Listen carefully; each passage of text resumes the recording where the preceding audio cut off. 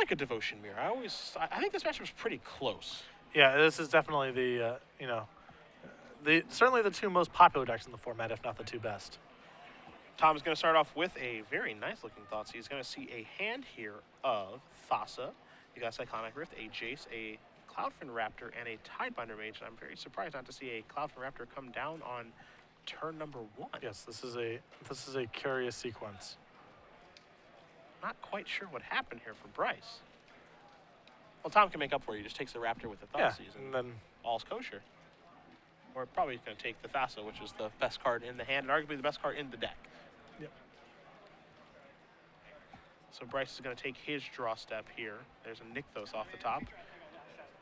4 copies of those in Bryce's version of Mono Blue. A little surprising to see that many of those. Yeah, I've seen certainly some lists. 1 is kind of an industry standard. I've occasionally seen a second one, but 4 is quite a few. So now there is the Cloudfin Raptor, going to pass the turn back. Martell's going to take a draw step. He's got a couple of Heroes Downfalls in his hand. You see a Desecration Demon. He's got an Underworld Connections as well. I'm not sure if Tom has a 3rd land. Now, you see those swamps out there, Patrick. I think you're a fan of those? Yeah, betas are nice. Yeah. They're still reasonably affordable, too. I think beta basics are sort of the floor of what your basic land should be if you're playing in tournaments. And I really appreciate the matching art, particularly after spending Grand Prix Albuquerque burning a lot of Sam Black's matches, which is just looks like he shook out the draft box lands or whatever. Something that Brian Kibler does not advocate. Yeah. Sam, Tidebinder Mage. Sam, the kids look up to you for these sorts of things. You can't get some real lands. Just have the same art. Yeah. Just have the same art. Cloudfin Raptor is going to become a 1/2. Going to come across into the red zone as Martell's going to draw a card. And I think this is what I feared here. I'm not quite sure if he has another land. It looks like he may have drawn a Devour Flesh for the turn, but you see connections in his hand. He's got some other stuff, but I don't think land number 3 is hiding out over there. And there is a Devour Flesh. Going to main phase that. Let Ruff decide what he wants to sacrifice. Wants to obviously keep the devotion count down, keep his head above water, but Martell does not have a 3rd land. How many lands are in his deck? Probably 25-ish? 22, 20, 26. 26, wow. A lot of lands. Cloudfin Raptor is going to bite the dust, so Tidebinder Mage is going to hang around. More devotion for that one, also more power as well, so I think a pretty easy choice there for Bryce. And Bryce without a 4th land of his own, or a 3rd blue source for his Nightveil Spectre in hand. Cyclonic Rift, I think he's got a Judge's Familiar hanging out over there as well, so that's probably going to come down. And oddly enough, Judge's Familiar is going to be pretty good this game. Counter removal spells just because Tom is land light, and now Tidebinder Mage is going to come across. Tom does draw land, so there's land number 3, and we'll see if he wants to start firing away Heroes Downfalls, which he's going to have to use anyway if he wants to deploy that Underworld Connections that he has in his hand. It's a little rough to just fire off the Hero's Downfall here into the face of this Judge's Familiar, but there is an argument for just keeping Bryce's permanent count as light as possible. Also save him a point of damage, which actually could end up being a little bit relevant, so I could certainly see an argument for wanting to do this here. And Tom is going to pass the turn, it looks like. The hand is ready, and he does pass. So Ruff is going to draw a card. He finds a Nightveil Spectre that he cannot cast. I believe he can cast it now, right? Because I guess he does have enough. Yeah, he does have enough. Funnel through his Nykthos. So he's going to start by attacking. Now, I would be a little bit surprised if Tom doesn't fire off one now. There we go. So now there is the Hero's Downfall, and it does take care of the Tidebinder Mage. So that Judge's Familiar is going to deal 1. Bryce is going to follow up with another Judge's Familiar and pass the turn back. Trying to pin Martell with his mana situation being the way that it is. I think I would have preferred to keep the Tidebinder Mage if you had a second Judge's Familiar in hand, but I'm inclined to agree, as here is a Thoughtseize from Martell. You'll see a hand of the Nightveil Spectre, Cyclonic Rift, and Jace, Architect of Thought. So Martell knew 2 of those. The mystery card has been revealed. We'll see if Martell decides he wants to take her, and what does he care the most about? Because now he's not really underneath a substantial amount of pressure. I think Jace makes for an interesting game that does come into play next turn. yeah, it feels like Jace is the card to take here, as it just represents so much power if Bryce draws a 4th land. And Jace is what Martell does decide on. That's the turn back here. So Ruff is going to draw a card for the turn. It's a Frostburn Weird. Not the best draw, but it is something that allows him to make use of some of his mana this turn and really enable that Nykthos in following turns. Yeah. We'll see how Ruff wants to start his turn. He's going to start by tapping some mana for the Frostburn Weird. That is good to go, and now in come the Judge's Mirror. Is going to knock Martell down to 10. And while the Thoughtseizes have actually been pretty good from Tom, taking care of a Thassa and a Jace, you know, the 2 points of life loss that he has been dealt from each one of those is really adding up in this game. And he's underneath a relevant amount of pressure now. Yes. Because Frostburn Weird has shown up. And this is a place where the Mono Black Devotion deck can struggle in my mind. It's not terribly mana efficient, as we know Judge's Familiar. Oh, okay, so he is going to use Judge's Familiar. Pass the turn back. Tom, I think, trying to get away with that again since it worked on the Tidebinder Mage the first time. And now a land off the top there for Ruff. But as you said, how it struggles with its mana development sometimes? Yeah, it's well, not necessarily its mana development, but it's not that mana efficient. And the games where it's missing its land drops, it's especially pronounced because the deck has so many 3 and 4 mana spells that it's really hard for it to be doing anything other than just playing 1 spell a turn. Yeah. So the Weird and the Familiar are going to come in. 3 activations on the Weird. Going to make it attack for 5 total. Going to knock Martell down to 5. Martell draws another card. It is not a land. So now he has to deploy a Pack Rat as a chump blocker and pass the turn back, but Martell knows has been a Cyclonic Rift in his hand. So Ruff draws a card, draws another copy of Nykthos. As powerful as Nykthos is, backup copies, especially in this particular form of Devotion, are not as powerful as like when you're playing with green-red Devotion or base-red Devotion. Yeah, I mean, even that Nykthos actually did allow Bryce to have lethal that turn, as he could have made enough mana here to be pumping. Passing the turn back, so Martell's down to 4. And he's holding up the Cyclonic Rift. Yeah. Oh, no, he's not passing. He's okay, so he can play, yeah, he can filter through, play Nightveil Spectre. Martell draws a Mutavault. I'm not sure if that's going to do anything for Tom here. Again, he has 2 Grey Merchants in his hand. He has an Underworld Connections, which he obviously can't work with here. And now he has a Desecration Demon. We know about the Cyclonic Rift, but Martell is going to make him do it. Yeah, make your opponent kill you. I think Bryce has made some missteps along the way in this game, so I think it's smart of Tom to actually make him actually, you know, go through the motions of actually killing him, because you never know, he could make a mistake, and it looks like he may have here. Looks like Martell's going to be given the opportunity to block. Looks like he may be talking to the, yeah, maybe it looks like he's asking the judge a question here about the Desecration Demon and this whole thing. Yep. With the trigger, and you know, it's I wouldn't say it's worded the best with this one, the confusion on Desecration Demon. I know that Ricky Ayashi, one of the judges and writes for Star City Games, wrote an article just based off of the Desecration Demon trigger and how it goes about announcing it and when you're supposed to do it and all of these things that go along with this. So yeah, so now you see the players backing up here because now it's Declaration of Attack. Now Desecration Demon gets sacked, and now the attack, and now the pumps, and now that's going to do it. Okay, so Bryce Ruff does win game number 1 over Tom Martell in the Devotion Mirror, you can say. Mono Blue Devotion up a game over Mono Black. But these are very different. You know, the Mono Black Devotion deck is very much about, you know, controlling opposing permanents and eventually overpowering you with card advantage and Desecration Demon and Grey Merchant. The Mono Blue Devotion deck is much more about getting an edge on the board. So even though they're Devotion decks, the way they're trying to capitalize on that mechanic and the outputs they're trying to generate, very different things. You've got Martell's deck list in front of you. He's down a game, going to be on the play for game number 2. So what's he going to be sideboarding in to change some things here? Well, he has access to Doomblade, which I believe that he would want here. And he has access to Duress, 3 copies on the board. I'm not sure if Duress is great here. The Mono Blue Devotion deck does have some spells, most notably Jace. And additionally, if it has sideboard cards to bring in against you, it's likely to be more spells at the expense of creatures. So Duress goes up in quality in the post-board games in general, but I'm not sure if he, you know, it's fairly narrow. It's going to miss a fair percentage of the time, so I'm not positive he's going to want to bring that in as well. He also has 3 copies of Varika's Cure, which again answers a narrow range of Bryce's creatures, but not all of them, and certainly not the most powerful ones, though it can contain some Cloudfin Raptor, Judge's Familiar type draws.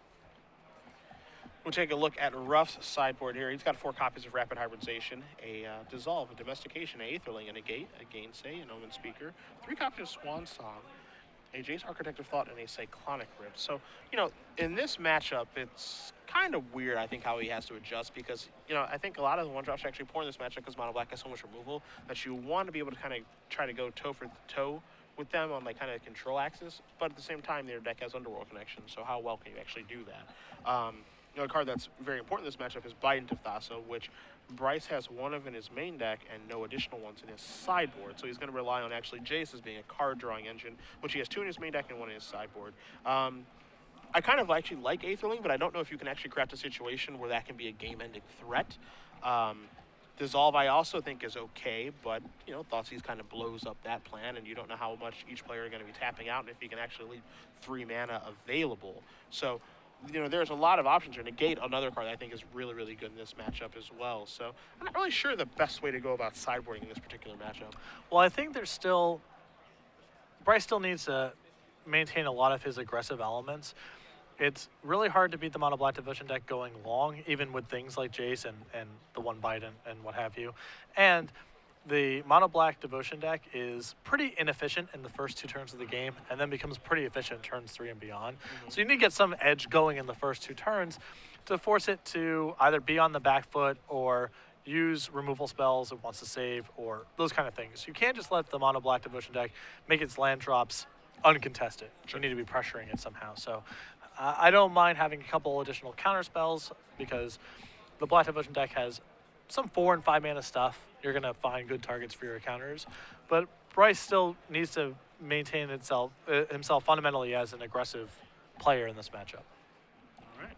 Both players do present the decks to each other, so they are happy with their sideboard configuration. I guess, of course, excuse me, if you guys are just joining us, Cedric Phillips, Patrick Sullivan, Star Games Open Series here in Oakland, California.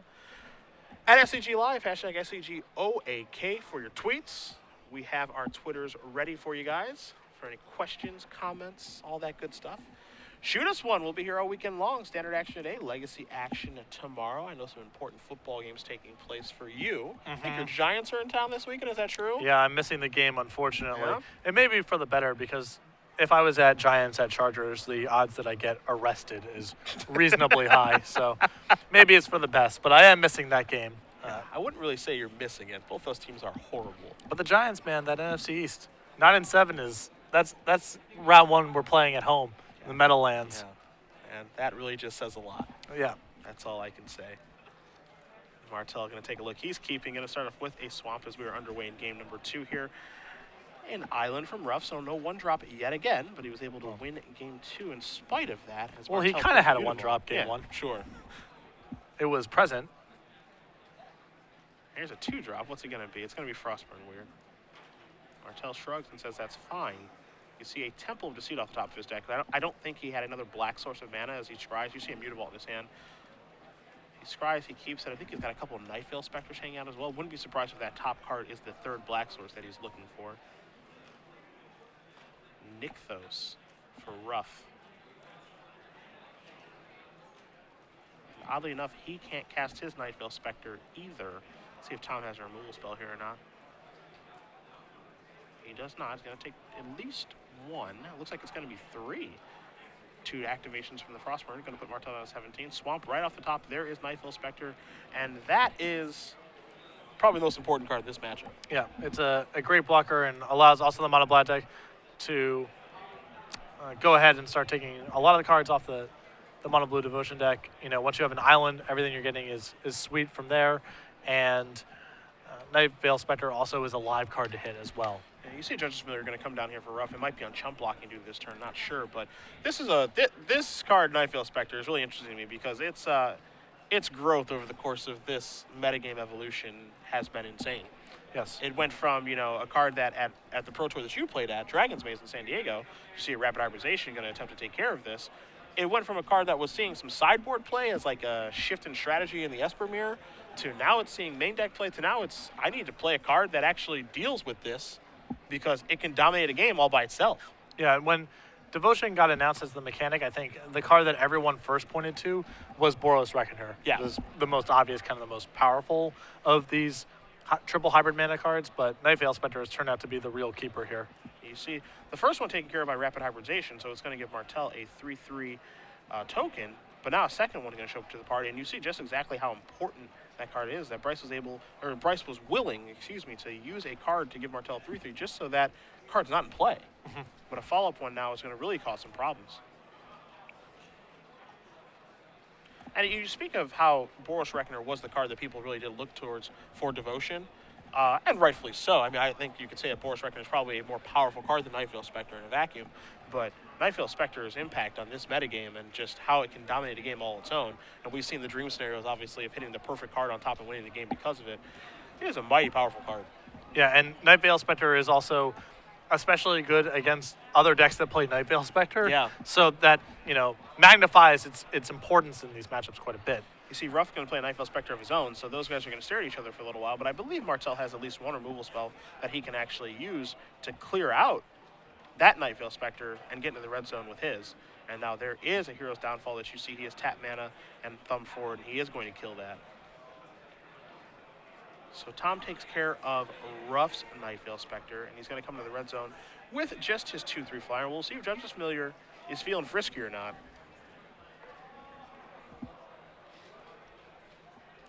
This feels like too early to be jumping to me, but Bryce is going to put his Familiar out in front. Tom's going to play a Nykthos. And he's just going to pass the turn back. So now you see a Tidebinder Mage drawn off the top here for Ruff. He has Jace in his hand. He definitely has some things that he can do with his mana. Not a big Nykthos turn coming here for the Mono Blue Devotion player. But he needs to figure out a way to deal with that Night Veil Spectre because, again, it just threatens to take over the game by itself. Another one will certainly be a step in the right direction. Looks like Tom has another removal spell. Yep, another Hero's Downfall. And this is sort of what I was talking about when I was mentioning that Bryce had to maintain an aggressive posture in the matchup. If you're just playing one spell a turn against Mono Black Devotion, you're kind of doomed from the start. The deck is so good at responding one for one. You need to be getting out in front of it early and really pressuring it, making it play inefficiently. Tom gets in with the Spectre. He does hit a land, and it's almost like every card that he hits now is good. He's already got a blue mana from the Temple of the Seat, so now he's got an additional blue mana with the island, so he can probably cast all of the spells he hits off a Night Veil Spectre now. Gonna play that island as his land drop for the turn. And again, he does have copies of Grey Merchant in his hand. It looks like he's gonna deploy his first one, which he does, so this is gonna be a drain and gain for 5. I'm probably just happy to pass the turn back. Gary the Grey Merchant. Island, the draw for Bryce here. And it's really rough for him to deploy these Jaces too, because lingering in the background that we haven't even mentioned is Martell has 2 copies of Mutavault at the ready as well. So even though the Weird looks like it blocks a considerable amount of Tom's pressure, those Mutavaults make it really hard to try to land Jace. Yeah. And those Mutavaults are something that are just incredibly powerful in this deck. Obviously pumping up Pack Rat a little bit, but just the pressure they can put on a Planeswalker and the things they can do. They're quite powerful in this deck, and powerful in general. So you see Bryce is tapping some mana. He's got 4 mana tapped again. He has another Night Veil Spectre in his hand. He's going to deploy a Jace here. And so now that's going to go up to 5. He's just going to pass the turn back, going to try to play a little bit of defense. This is still going to be pretty rough, and again, that Night Veil Spectre represents so much advantage for Martell uncontested here. Every spell that he draws is reasonably powerful here, and a lot of the things that come off the top of Bryce's deck are quite powerful as well. So you mentioned the Mutavaults, he immediately sets them across and into the red zone, so it looks like he is gearing up to get a lot of damage this turn. And there you see Pro Tour champion. Yeah, ideally he would be able to send the Night Veil Spectre at Bryce and everything else at Jace. If he has a removal spell for the Weird, then he can execute this. Otherwise, he has to He may either have to send the Night Vale Spectre at Jace as well. Maybe he allows Jace to stay in play for one turn, but that's his ideal distribution. So Martell going through the various permutations right now.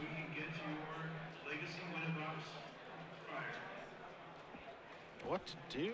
What to do? Now, one thing I know, you've known Tom for a while. I've known Tom for a while as well, and I've certainly watched him play a lot of Magics. A glacial pace Yeah. at times. I was going to use meticulous. I was looking for a fun way to describe how Tom plays. It's slow. Yes. It's slow and steady does win the race. But he always likes to make sure that he gets everything right. And you give Tom enough time to think about the right play, he's oftentimes going to find it. So he's going to send Night Vale Spectre towards Bryce. The rest are going to go towards Jace. So he wants to start whittling that thing away and just continue to build an advantage that Bryce won't be able to come back from. Yeah. He can afford, he's got enough cards both in hand and through the Night Vale Spectre. He can afford to throw this Mutavault into a Frostborn Weird to contain Jace. Mm-hmm.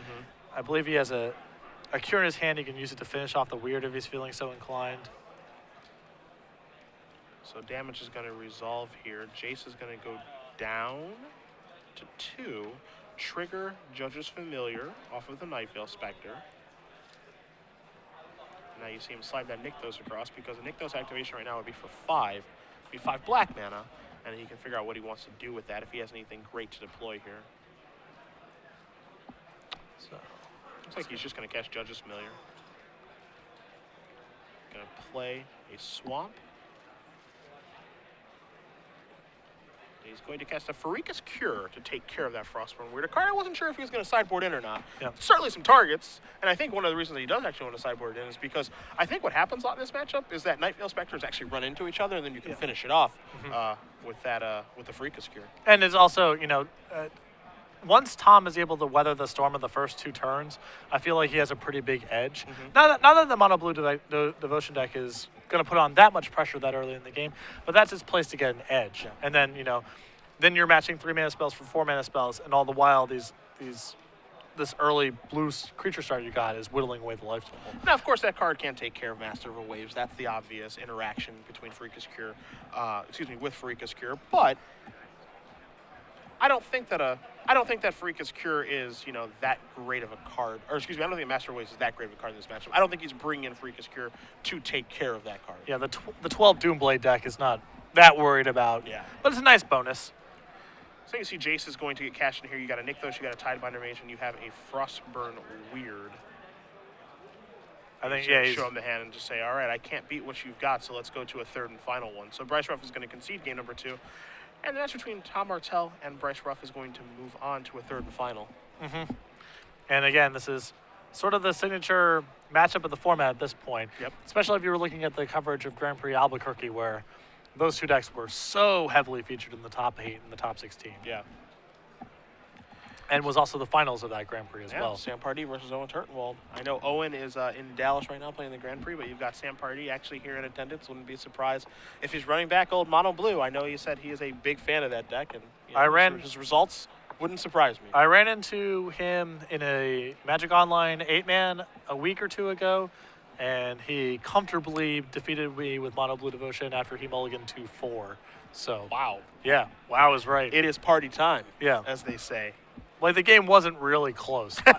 And what were you playing? The red-white, something I've been working a little bit on, something close to the Joe Demestrio deck from Grand Prix Albuquerque. Ah, sure, the Magic Online, the deck that won the Magic Online. Ansi Alico, I believe, who's a European, former WoW TG player, now Magic player, I kind of know. Okay. He won the Mox this month with a red-white, basically burn deck. Yeah. Joe Demestrio played it to a top 16 at Grand Prix Albuquerque, actually beat me on day 1 with that deck, and I've been playing it a little bit online. Changed around some cards because not really a huge fan of Anger of the Gods and Chandra's Phoenix in the same game 1 deck, because those cards don't make sense in the same deck. So yeah. I cut the Anger of the Gods for a couple Boros Reckoners and messed around with a couple other numbers or whatever, and I've been playing it a bit. To any success? I've been playing it to break-even results or whatever, which means that I've won, 75% of my matches online. Daily events, rest in peace. Yeah. See you soon. Yeah. But yeah, I count my metrics by tickets up or tickets down, and Sure. I think I'm probably within 5 tickets in either direction of my initial buy-in with the deck. So, Sure. which means I've actually been winning at an insane clip because that's just how it works. Well, we'll see if anything does change here between these two players. They do finish up shuffling and sideboarding. Again, mono black diversion versus mono blue. Game 3, Bryce Ruff will be on the play. His list is a little bit different than what we've seen Sam Black and some other people play. He has 4 Nykthos in his main deck, no Mutavaults, only 1 Biden of Thassa, where we've seen a 2-2 split between Bidens and Jaces in the main deck. He also has 3 copies of Cyclonic Rift in his main deck as well. So we'll see how it goes. So far, sitting at 1-1 in a third game against a Pro Tour champion. Yeah. I think with some metagame shifting, that red-white deck could actually be pretty good. I think the problem with it right now is one of the major incentives to play that deck is it's the most powerful Chandra deck you can really build, and Chandra is pretty poor against mono. It's especially bad against mono blue, and also not that good against mono black. I think that's the biggest problem with the deck is, your most powerful card is just not great against the most prevalent decks. Yeah. At some point, Chandra's going to see a lot of play, though. That card is really powerful. Yeah. I feel it's very similar to, a Ajani getting printed in M11 or M12, and the metagame just not really being right for it. Yep. And now it gets reprinted, and it's a no-brainer all-star in one of the best decks in the format. Yep. A lot of times it's just, does time and circumstance allow certain cards to show up? Not that the cards aren't powerful enough, for whatever that means. It's just some things require particular decks or particular strategies, and the enablers might not be there, or the metagame might be particularly hateful towards that kind of strategy, whatever. But Chandra is really good. Yeah. I just don't think it's great right now. All right. See Tom taking a look. He doesn't look thrilled with his hand, but he is going to keep. Bryce is going to start off with just an island and pass the turn back. No thoughts he's here from Tom in the opening turns of the game, so action will probably start on the second turn here.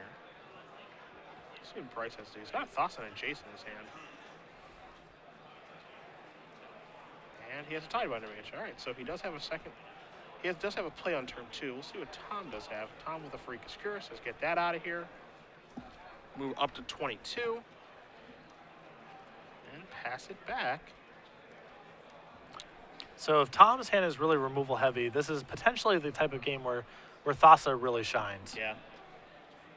This is where Thassa and Jace are at home because, I think Tom's hand obviously lines up quite well against Nightveil Spectre. Yeah. And, trying to win the game that way. But, if it's a Thassa hand, a lot of manipulation for Ruff to be able to set things up moving forward. Also has a Jace as well to be able to set things up moving forward. So also just a lot of card advantage, and Thassa just represents so many turns of if you don't leave your defenses up, then you're potentially getting hit for 5 because I have something that allows me to get to the required devotion. See a Grey Merchant going to come off the top here. Martell just plays a Mutavault and pass the turn back. So Thassa is in. Time to scry. Keep it is what Ruff will do. And there's a Nykthos. So we'll see if it wants to deploy Jace or Tiebinder Mage or his Nightveil Spectre. It is going to be Nightveil Spectre. And, yep, predictably, Hero's Downfall. Want to keep that devotion count down, of course. Grey Merchant off the top here for Tom. Going to attack with Mutavault. Going to get in 2 points of damage. Might as well. Yep. And Bryce getting really rewarded for playing that Nightveil Spectre last turn, as the most likely way it gets answered is Hero's Downfall, which then opens the path for Jace to land. Yeah. I think now is a pretty good time to deploy that Planeswalker. So he is going to go reaching for 4 mana, and there is Jace. See if he's going to go up or down. He's going to go up with this one. How do you feel about that as opposed to just going down? I like going up there because of the Mutavault. Okay. You can go down next turn once you have more of your defenses set up. Okay. Martell going to deploy a Grey Merchant. Gain 2, drain 2 going to take place. So Ruff going to go down to 16. Martell going to go up to 24. Martell working his way toward building a devotion count. Scry going to put the top card on the bottom. So Bryce here with a hand of just lands. So were I in his position here, I think I would minus Jace and try to find some sort of action, Tiebinder Mage, now that the leftover in his hand is just lands. This does turn on his Thassa, which allows him to attack. I'll knock Martell down to 19. And then it appears Bryce missed an activation there with his Jace. But still at 5 loyalty here, so no threat of it getting killed on board. Tom mulling over his options here. He's got a handful of them. He's going to start by scrying.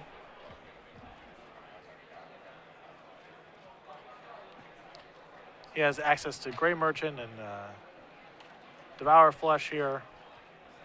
A lot of removal in hand, but he still needs to whittle down that Jace. He needs to be concerned about Thassa getting turned on periodically and hitting him. So even though he's got a pretty powerful hand, there's still definitely things that can go wrong in this game. So yeah, it just speaks to the power of Thassa now. Yes, because I mean this card is completely ridiculous. And it's already hit Tom once. Yeah. So I mean he's sitting at 19 at this point, but he has to fear that it's just going to keep happening, and now he has to use a card like Freakish Cure here, which is fine. That's a fine use of the card, but he has to just worry about keeping this thing down as long as he possibly can. He's going to start working on Jace a little bit too. So now Thassa Scry. The funny thing about Thassa is, I guess, it really shouldn't come as much of a surprise that it's the best god. The cheapest one, it's blue. Yeah, no surprise. I don't know how we didn't all see this coming. We joked about this at the office a lot. It's like, yeah, of course the best one is the cheap blue one. Yeah. What a surprise. Yeah. It's like we haven't played Magic our entire lives or something. Yeah. It's just like, oh, this card's just like, okay. I mean, how good is Scry? It's whatever. How good is unblockable? Blue decks don't attack. Who cares? I don't know how come we just didn't all put the pieces together right away. There's plenty of matchups where just 3 mana, you get to scry 1 every turn would be an not unreasonable card. That would be acceptable. Yeah. So we saw Ruff just pass the turn back here. So Martell fires up Mutavault. He's going to get Grey Merchant and Mutavault over towards Jace. 2 triggers, so it's going to be attacked for exactly 2 points of damage, and Thassa is not turned on right now. So here's 2 mana. Looks like this is a Cyclonic Rift. Assuming on the Grey Merchant. Yep. So you see Tom is trying to explain exactly what is going on here. He wants to make sure that the game state is correct. It looks like the timing of that was incorrect here. Looks like he may have said damage resolves or my Jace is dead or something and tried to back up. So now Tom is going to deploy a Desecration Demon and pass the turn back. So the Cyclonic Rift is still in Ruff's hand. So Bryce now just going on tap, probably trying to set up an overloaded Rift at this point, I would imagine. And you see a scry take place there. You see Bryce's hand right now. He's got that Nykthos still. He's had for a couple of turns now because he can't deploy that one because of the other one that's already in play. Cyclonic Rift that we know about, and then he just drew another Chase for the turn. So he is going to deploy the Planeswalker and see what he wants to do with it. He's going to go down immediately, and he's going to turn over a Bident, a Rapid Hybridization, and a Frostburn Weird. Reasonably loaded, although, Bident doesn't look that impressive because of, Bryce's lack of permanence, but just 2 blue devotion with the Thassa in play means something. Yeah. And Bident is, arguably the most important card in this matchup. The problem here is that I don't know how good Bident is currently in this particular game state. Yes. I think that's the big issue. It's just not great in this game state right now. Well, the 2 blue devotion is the most important thing. It's 2 blue devotion that Tom really can't get off the board. Mm-hmm. But in terms of trying to win the game with a Coastal Piracy effect, I think that's very unlikely. Tom's got a pretty commanding board presence and more removal in hand.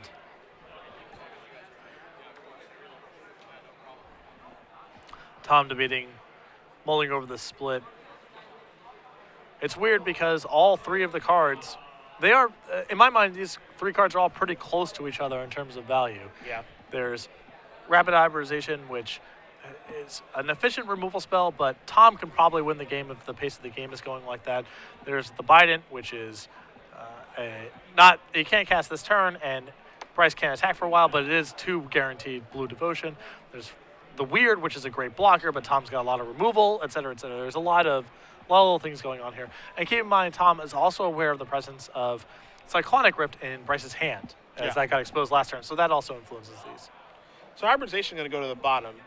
The Frostburn Weird and the Binder are going to go to Ruff's hand, but he can't play the Frostburn Weird now because of the way that he tapped the mana for the Jade, or for the Jace, excuse me. So he just has to pass the turn back representing Cyclonic Rift, which again Tom does know about. Tom draws a Thought Seize for the turn. I guess you could say that's a good Magic card. Certainly here. Bryce's hand has cards with game text on them, so Thoughtseize is pretty good here. You do see the exact hand. Again, Tom now knows all the contents of Cyclonic Rift, Biden, Frostburn Weird, and Nykthos, and now he can craft his game plan accordingly at the cost of 2 life. I would assume that we are just looking to take Cyclonic Rift here and go beatdowns, but yeah. And I think I like that choice as well. I think at this point, Biden is obsolete outside of the devotion that it's going to provide, and Frostburn Weird not really going to do very much. So now, one of Tom's Mutabolts can finish off the Jace, and Bryce's hand of just ground creatures is not going to provide much resistance to Desecration Demon as well. So Tom trying to figure out exactly how he wants to move forward here, because he does have another Grey Merchant in his hand. So, how much do I care about Jace? Do I just attack Jace with my Grey Merchant, Desecration Demon, you down to 10? And then, can he kill him this turn or no? 6, 7, 8, 9, 10, 11, 12, 13, 14. So he's a little bit short. So yeah, I think, Grey Merchant goes there. Desecration Demon goes upstairs. Ruff loses his Planeswalker and goes down to 10, and then Grey Merchant's going to be a gain and drain of 6. So Martell will move up to 25. Ruff will move down to 4, and then comfortably pass the turn back. Yeah. And so he has a lethal demon and also has, 3 2-power creatures in play and shows a hand of not much to do, and Tom escapes 2 games to 1. Yeah. So Tom Martell is going to win this game and the match. Mono Black Devotion does defeat Mono Blue Devotion. I guess that means Mono Black Devotion is a better deck. Maybe that's not true. I don't know. I don't know if that's true. Yeah. I don't think it works. I don't think it works that way. Yeah. Either way, the Pro Tour champion will be moving on to 2-1. And we'll see if he can keep it going with this deck that, again, he did play at Grand Prix Albuquerque